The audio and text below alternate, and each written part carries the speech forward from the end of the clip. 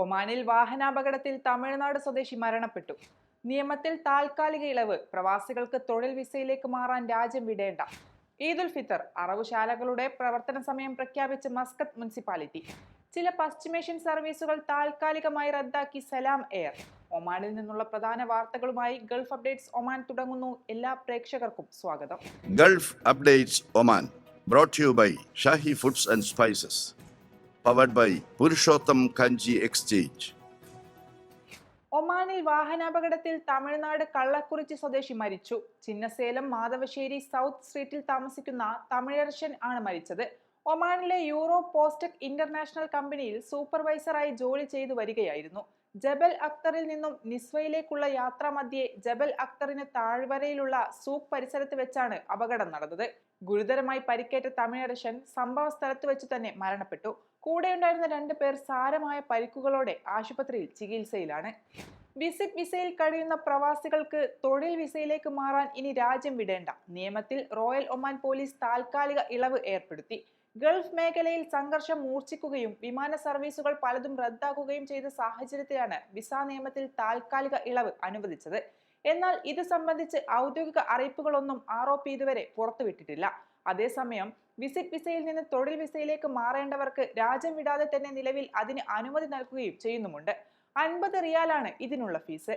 Visit വിസയിൽ കഴിയുന്ന പ്രവാസികൾ തൊഴിൽ വിസയിലേക്ക് മാറാൻ ഒമാനിൽ നിന്ന് എക്സിറ്റ് അടിച്ച് തിരിച്ചു വരണമെന്ന പരിഷ്കരണം 2.5 വർഷം മുമ്പാണ് നടപ്പാക്കിയത്.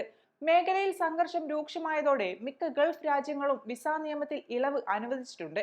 ദുബൈയിൽ റെസിഡന്റ് കാർഡ് പെർമിറ്റ് കാലാവധി കഴിഞ്ഞവർക്ക് പോലും ദുബൈയിൽ പ്രവേശിക്കാനും നടപടിക്രമങ്ങൾ പൂർത്തിയാക്കാനുമുള്ള ഇളവ് കഴിഞ്ഞ ദിവസം അനുവദിച്ചിരുന്നു.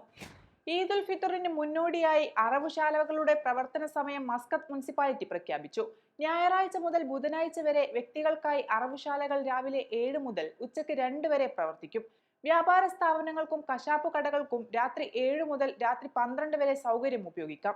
റമദാൻ 29 വ്യാഴാഴ്ച മുതൽ പെരുന്നാളിന്റെ 2ാം ദിവസം വരെ ആടുകളെ രാവിലെ 7 മുതൽ ഉച്ചയ്ക്ക് 2 വരെ അറക്കും. വെള്ളിയാഴ്ച രാവിലെ 7 മുതൽ 11 വരെയും ഉച്ചയ്ക്ക് 2 മുതൽ വൈകിട്ട് 4 വരെയും സേവനം ലഭ്യമായിരിക്കും. പോത്തുകളെയും ഒട്ടകങ്ങളെയും വൈകിട്ട് 4 മുതൽ രാത്രി 1 വരെ അറക്കാം.